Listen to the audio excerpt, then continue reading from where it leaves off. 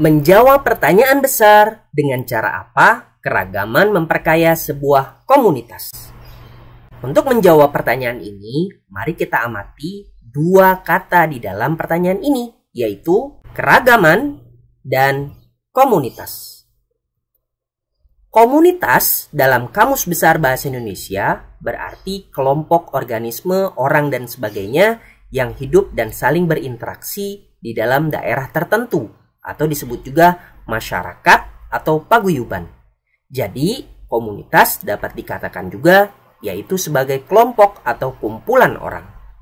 Sedangkan komunitas orang Islam disebut umat atau kaum muslim.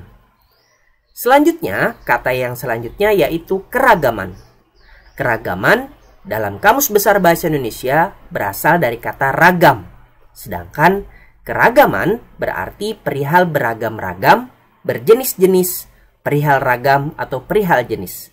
Atau dapat disimpulkan, keragaman disebut juga sebagai berjenis-jenis. Sekarang kita kembalikan kepada pertanyaan besar kita. Dengan cara apa keragaman memperkaya sebuah komunitas? Untuk menjawab pertanyaan ini, mari bersama kita lihat petunjuk hidup kita, yaitu Al-Quran. Al-Quran adalah petunjuk hidup kita. Di dalam Al-Quran, Allah menjelaskan, salah satunya yaitu di dalam surat Al-Hujurat ayat 13, yang artinya, "Hai manusia, sesungguhnya kami menciptakan kamu dari seorang laki-laki dan seorang perempuan, dan menjadikan kamu berbangsa-bangsa dan bersuku-suku, supaya kamu saling kenal mengenal. Sesungguhnya, orang yang paling mulia di antara kamu di sisi Allah, ialah orang yang paling bertakwa di antara kamu. Sesungguhnya, Allah Maha Mengetahui lagi Maha Mengenal." Di dalam ayat ini, mari kita perhatikan kata-kata supaya kamu saling kenal mengenal. Ya, Allah menciptakan kita dari suku-suku dan bangsa-bangsa berbeda. Di dunia, tentunya banyak sekali suku-suku dan bangsa-bangsa. Di antara semuanya, Allah menciptakan berbagai macam suku dan bangsa. Lalu tujuannya apa Allah menciptakan kita seperti itu?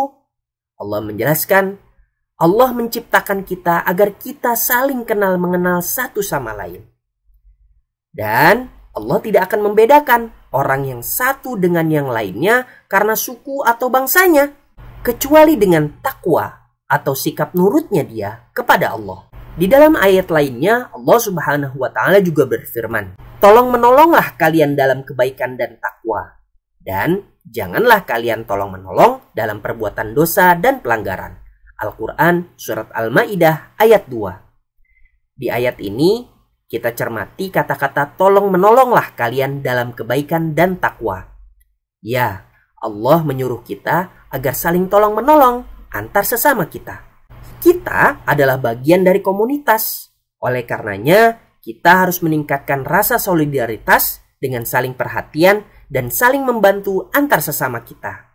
Allah Subhanahu wa Ta'ala melanjutkan di dalam ayat yang lainnya, "Hai orang-orang yang beriman, janganlah sekumpulan orang laki-laki merendahkan kumpulan yang lain.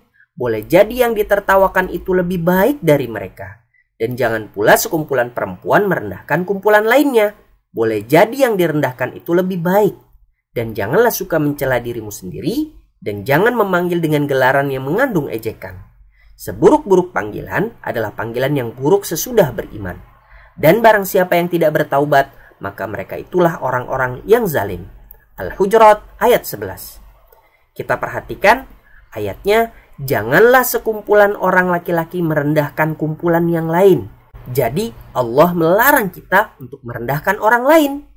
Allah juga melarang kita memanggil dengan gelaran yang mengandung ejekan atau mengejek orang lain. Nah, kita adalah bagian dari komunitas. Oleh karenanya, kita harus menghargai dan menghormati antar sesama kita. Tidak boleh kita saling mengejek atau merendahkan satu sama lain. Di dalam ayat yang lainnya, Allah Subhanahu wa Ta'ala juga menjelaskan dengan berfirman, "Dan bagi orang-orang yang menerima atau mematuhi seruan Tuhannya dan mendirikan sholat, sedang urusan mereka diputuskan dengan musyawarah di antara mereka. Dan mereka menafkahkan sebagian dari rezeki yang kami berikan kepada mereka." Al-Quran Surat Asy-Syura ayat 38. Coba perhatikan kata-kata sedang urusan mereka diputuskan dengan bermusyawarah antar mereka. Jadi di ayat ini Allah menyuruh kita untuk bermusyawarah sebelum mengambil keputusan. Nah, seperti yang sudah kita pelajari sebelumnya dan kita sadari bersama, kita adalah bagian dari komunitas. Oleh karenanya, kita harus mengedepankan musyawarah atau kita harus melakukan musyawarah terlebih dahulu untuk memutuskan suatu hal yang berkaitan dengan kepentingan komunitas. Teman-teman, kalian tentu mengenal lambang ini. Ya, ini adalah lambang negara kita, Indonesia, yaitu Garuda Pancasila.